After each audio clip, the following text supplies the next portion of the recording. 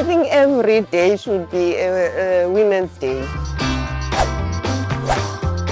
Being accommodative to the fact that sometimes things change, right? For example, once you have a child, just allowing more flexibility for you to still be able to do what you could do and what you can produce, but maybe I can't do it the same way that I used to. So flexibility in working hours, spaces for maybe, if possible, the organizations that close by, they've got daycare center. You know, a friend of mine works at a school where her child goes to school. Her quality of life, because she doesn't have to worry about work and her child because they aligned. How do you make sure that a woman's life and the work is aligned to the best of our abilities?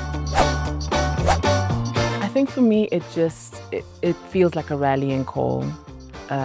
It's the one day as women, men, allies, that we can kind of come together and say, we're getting collective permission to rest, to recharge.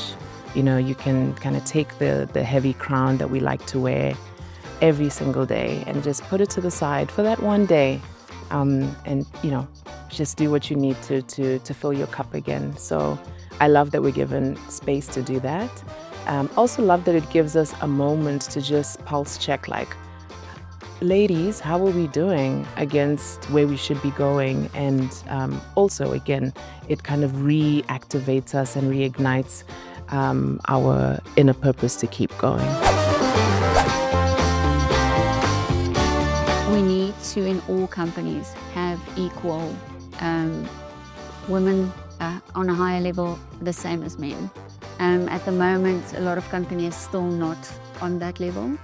I think that's very important because women do bring in another sort of aspect when it comes to business. So I think that's very important. We still have a long way to go as women. We're not where we were, definitely. There's been lots of strides being made, but there's still a lot of disparity between male and female.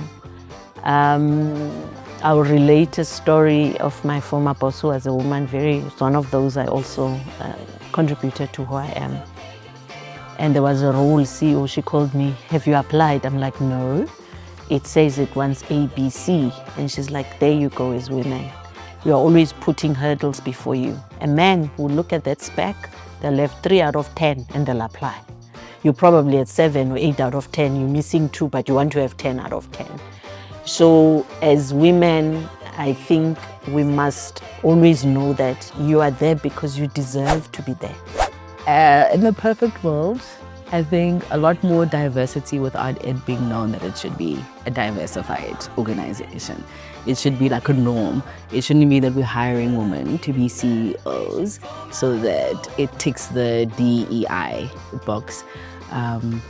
And it shouldn't be that we're hiring people of color to also tick the DEI box. It should be, hey, you're really great at what you do and we see you being successful.